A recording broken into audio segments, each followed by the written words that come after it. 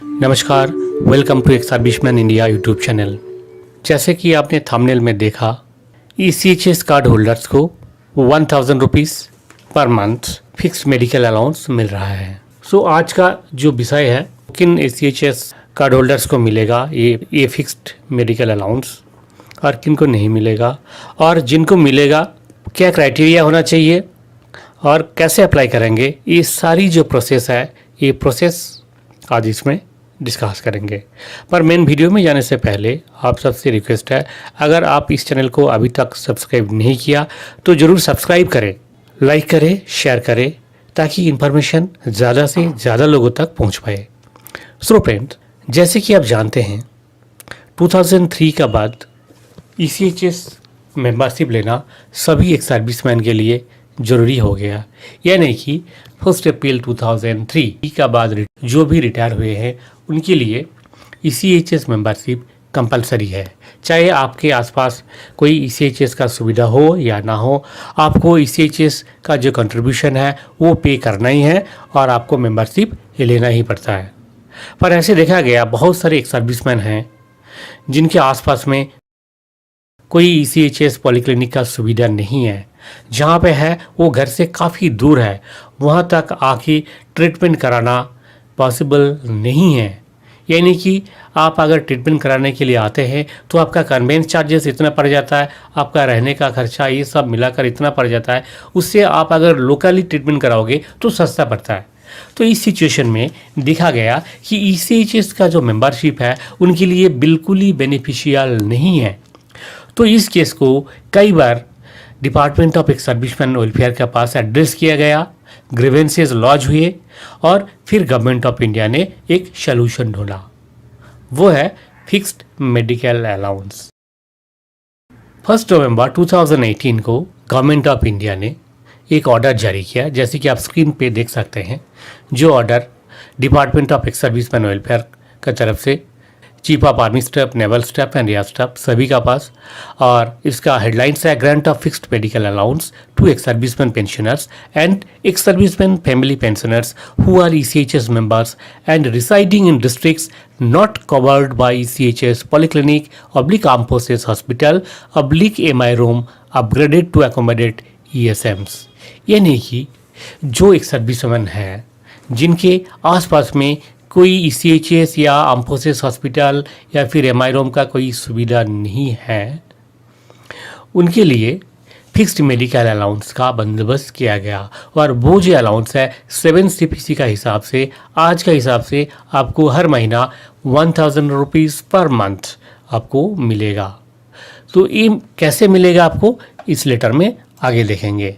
जैसे कि आप लेटर में देख सकते हैं कि मिनिस्ट्री ऑफ डिफेंस का जो लेटर है 30 दिसंबर 2002, इसमें ये था कि सबके लिए जो है ECHS फैसिलिटीज़ कंपलसरी था, जो कि 1 अप्रैल 2003 का बाद रिटायर कर रहा है। और उससे पहले वाले जो लोग थे जो पहले रिटायर कर चुके, उनके लिए ऑप्शन था, या तो फिर आप फिक्स्ड मेडिकल अलाउंस ले लें या फिर आप ECHS मेंबरशिप बने।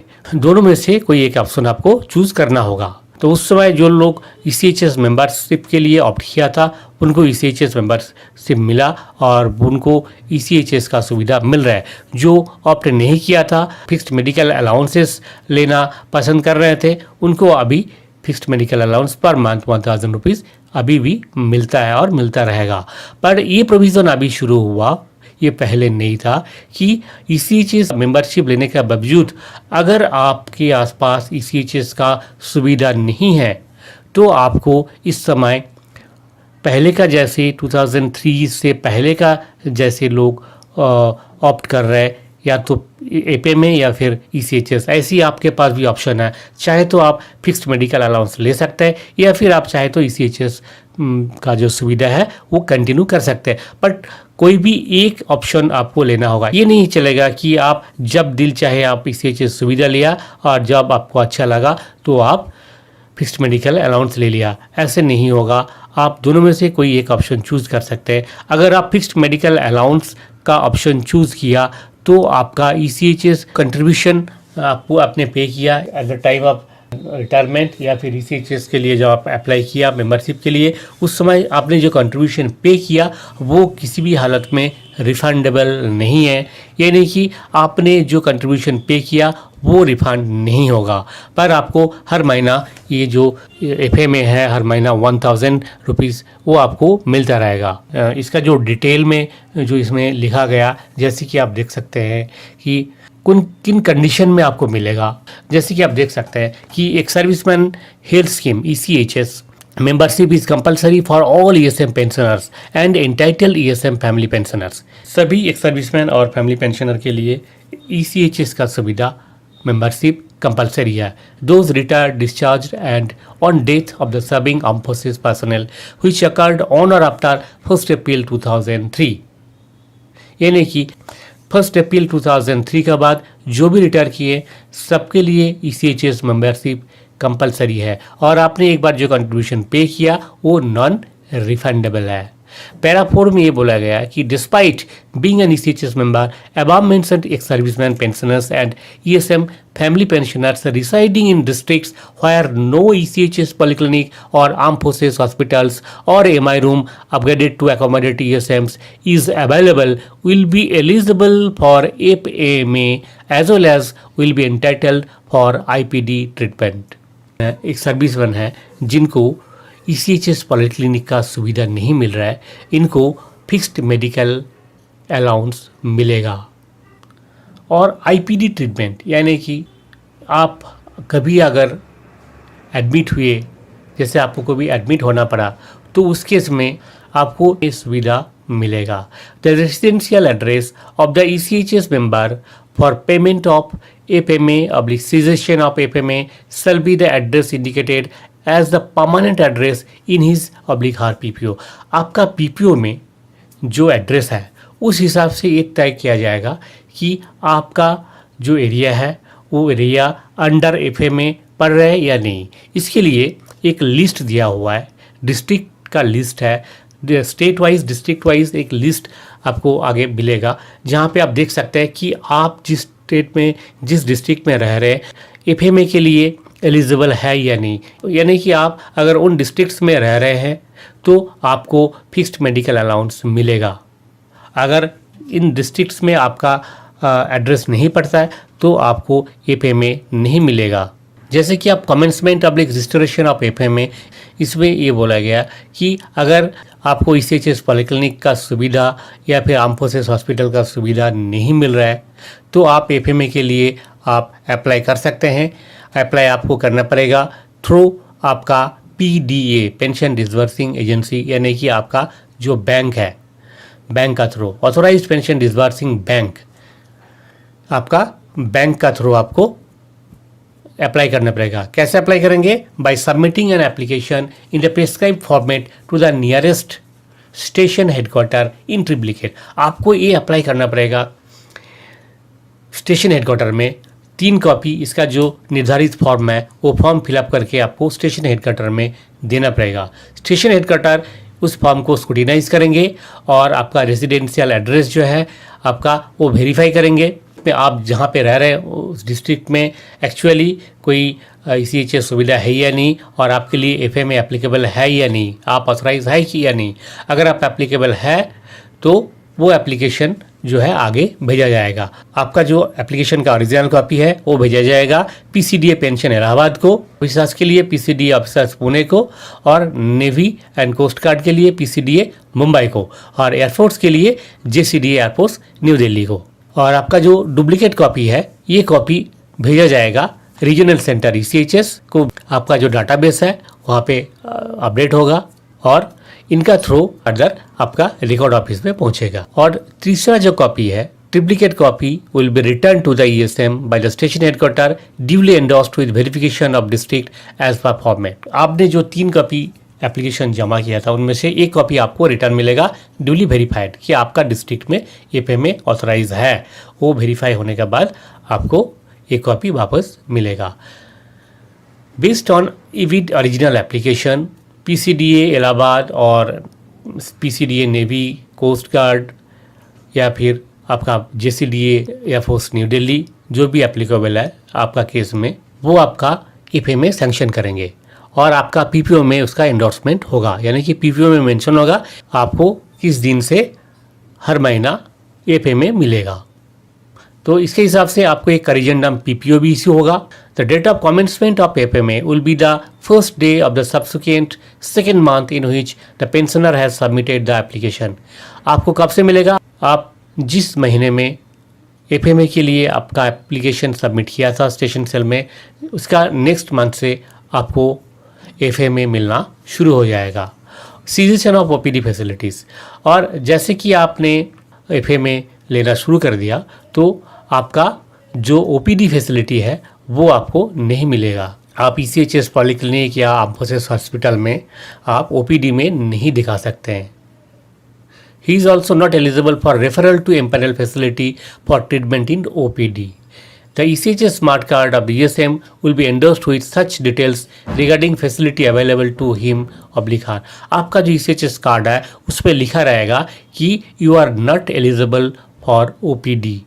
किसी भी तरह कहीं भी आप ECHS पॉलीक्लिनिक हो या फिर आपका जो एम्पैनल हॉस्पिटल हो, वहाँ पे आप OPD में नहीं दिखा सकते हैं। The cessation of FMA in the event of opening a new polyclinic in the district by PD/bank would be based on a certificate issued by COECHS through existing chain of command and control regarding the operationalization of ECHS polyclinic। यानी कि अगर आपका area में ECHS खुल जाता है, जैसे ECHS का एक्सपेंशन हो रहा है, जो जहाँ जहाँ ECHS पॉलीक्लिनिक नहीं है वहाँ बनवाने का कोशिश चल रहा है और बहुत सारे नए ECHS पॉलीक्लिनिक खोला भी गया, और वहाँ पे क्या होगा, आपका ECHS का जो सुविधा है वो आपको अगर चाहिए तो आप सीज़ कर सकते हैं एफएमए। इसके लिए आपको अप्लाई करना पड़ेगा थ्रू ECHS पॉलीक्लिनिक। और अगर ये देखा गया कि आप ECHS फैसिलिटी भी ले रहे हैं और एफएमए भी ले रहे हैं, तो इस केस में क्या होगा, जैसे कि पैरा 10 में यहाँ बोला गया कि आपका जो है रिकवरी होगा, आपका जो अगले जो पेंशन आएगा उसमें से आपका ये पैसा रिकवर होगा। ये ऑर्डर जो है जारी हुआ है 2018 से। 2018 से 18 के बाद जो भी इस कंडीशन का तहत आप अप्लाई करना चाहते हैं आप अप्लाई कर सकते हैं, पर ये चीज़ आपको ध्यान में रखना होगा कि आप दोनों चीज़ अवेल ना करें, यानी कि आप एफएमए भी ले रहे हैं और आप ECHS पॉलीक्लिनिक का सुविधा भी ले रहे हैं। ये दोनों चीज़ जो है सिमल्टेनियसली नहीं मिलेगा, आपको कोई भी एक चीज़ ऑप्ट करना पड़ेगा। आप देखते हैं कि कौन कौन सा वो डिस्ट्रिक्ट है जहाँ का रहने वालों को फिक्स्ड मेडिकल अलाउंस मिलेगा। जैसे कि आप स्क्रीन पे देख सकते हैं लिस्ट ऑफ डिस्ट्रिक्ट, जहाँ पे आप देख सकते हैं अंडमान निकोबार में 2 डिस्ट्रिक्ट है और आंध्र प्रदेश में 1 है, अरुणाचल प्रदेश में 18 है, इसी तरह आसाम में 21 डिस्ट्रिक्ट है, बिहार में 20 डिस्ट्रिक्ट है, जो लिस्ट आप देख सकते हैं, और छत्तीसगढ़ में 23 डिस्ट्रिक्ट है, और दादरा नगर हवेली में 1, दमन दीव में 2, दिल्ली में 5, गुजरात में 26 ऐसे डिस्ट्रिक्ट है जहाँ के रहने वाले ये सुविधा ले सकते हैं।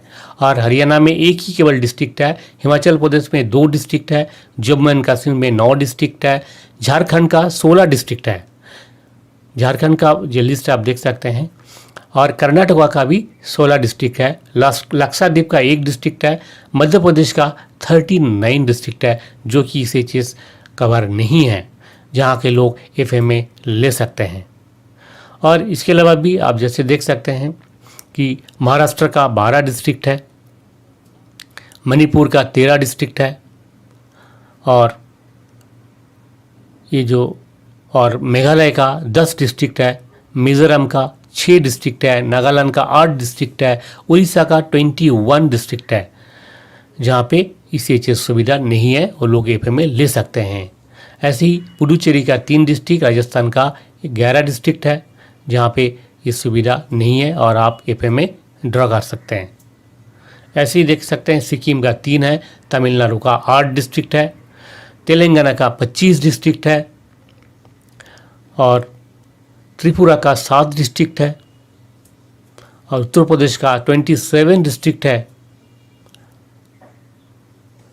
और वेस्ट बंगाल का 8 डिस्ट्रिक्ट है। ये टोटल जो है 365 डिस्ट्रिक्ट है जहाँ ECHS सुविधा एज ऑन डेट अवेलेबल नहीं है, यानी कि यहाँ के लोग को लिए fixed medical allowance per month 1000 rupees as on date वो आप एप्लीकेबल है। और अगर चाहे तो जिस तरह से प्रोसीजर आपको बताया गया उसी प्रोसीजर से आप अप्लाई कर सकते हैं। इस विषय में और अगर ज़्यादा जानकारी चाहिए तो आप कमेंट बॉक्स में लिखिए, आपका क्वेरीज़ को सॉल्व करने का कोशिश करेंगे। आज का वीडियो में इतना ही। वीडियो के अंत में आपसे रिक्वेस्ट है, अगर ये वीडियो अच्छा लगे तो ज़रूर सब्सक्राइब कीजिए, लाइक कीजिए, शेयर कीजिए ताकि इन्फॉर्मेशन ज़्यादा से ज़्यादा लोगों तक पहुंच पाए। Thank you. जय हिंद, जय भारत।